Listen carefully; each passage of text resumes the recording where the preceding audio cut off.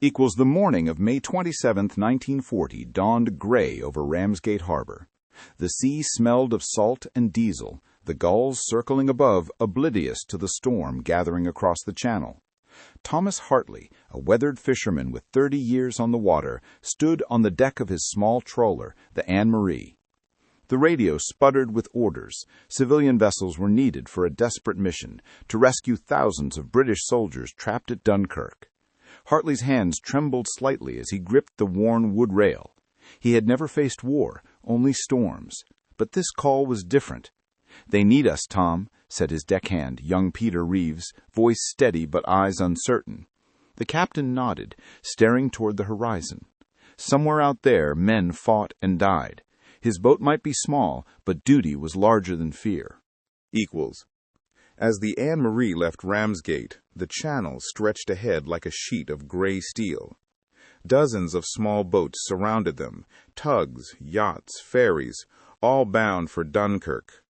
The air was tense, electric.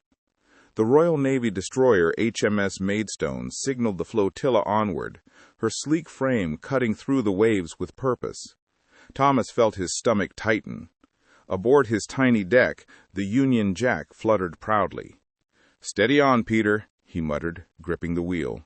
The younger man nodded, scanning the clouds. Overhead, the distant drone of aircraft filled the sky, too high to see, too ominous to ignore. The channel breeze bit sharply, carrying with it the acrid scent of burning oil. In that moment, every man in the convoy understood.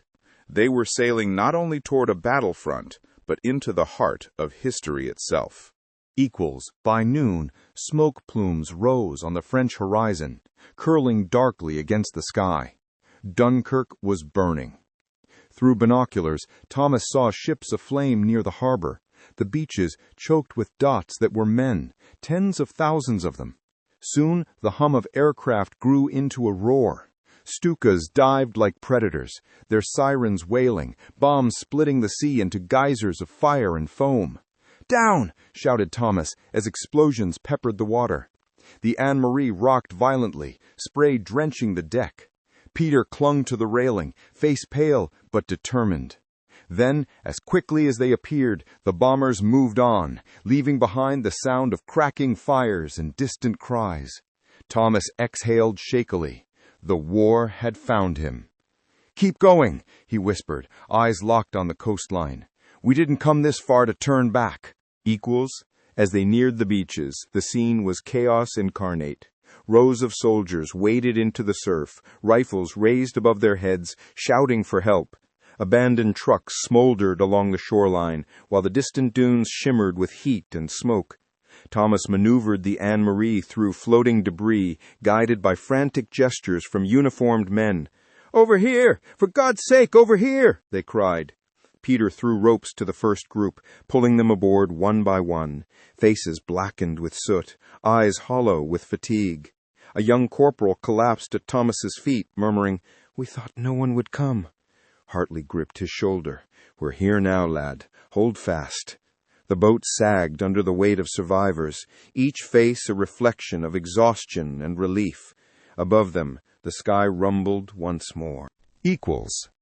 The next attack came sudden and merciless. Stuka bombers dove again, sharp engines shrieking as they released their deadly cargo. Explosions tore through the shallows, sending fountains of mud and seawater skyward.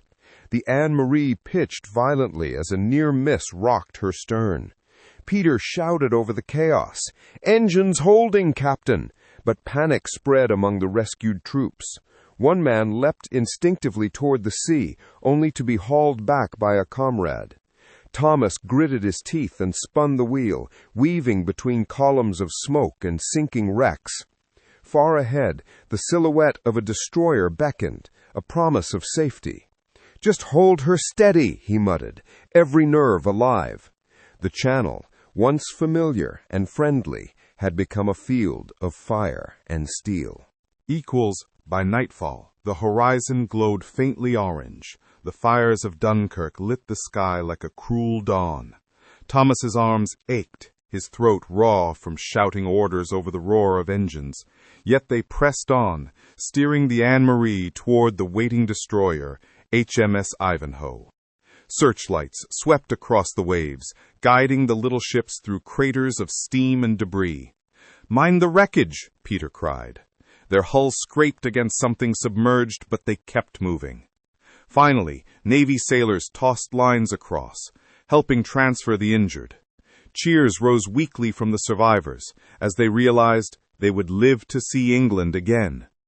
Thomas looked back toward the burning coast, whispering a silent prayer for those who would not. Then, with the last man aboard, he turned his vessel toward the dark sea and home. The sea was eerily calm as they sailed back toward England. The wind carried the faint scent of salt and smoke. The survivors lay bundled in wet blankets, exhausted, whispering quiet thanks. Peter steered while Thomas tended to the wounded, tearing strips from an old fishing net to use as bandages.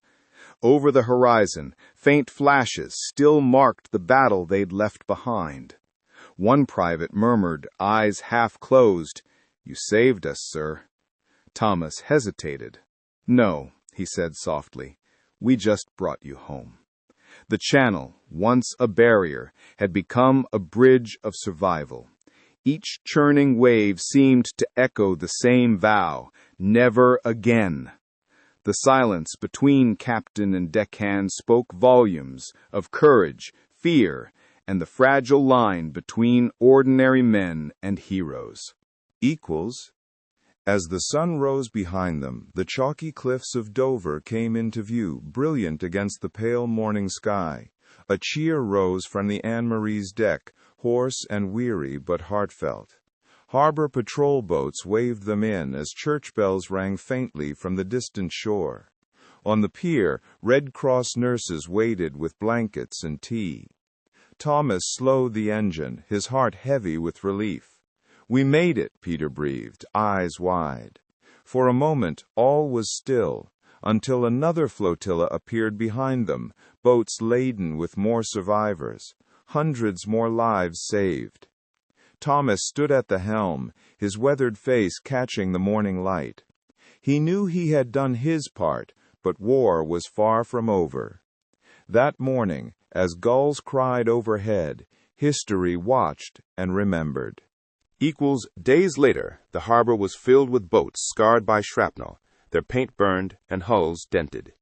Yet to every sailor, mechanic, and fisherman, those wounds were marks of pride. Operation Dynamo had rescued more than 330,000 men. Thomas stood alone by his vessel, running a hand across the battered frame. Reporters called them heroes, but he only shook his head. "We just did what needed doing." Peter joined him, holding 2 cups of tea. "Aye, Captain," he said quietly, "but they'll remember." The wind off the sea carried the sound of distant engines, as if the ghosts of Dunkirk still whispered across the water. War would continue, but so too would courage. Quiet, steadfast, enduring.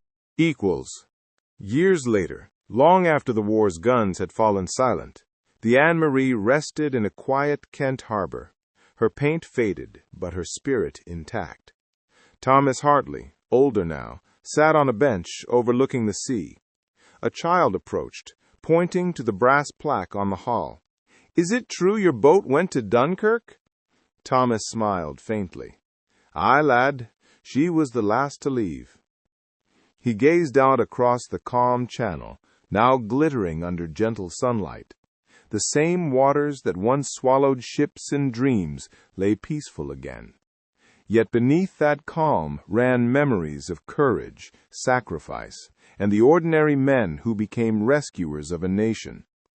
As the waves lapped softly against the pier, Thomas whispered, almost to himself, "We all came home, one way or another."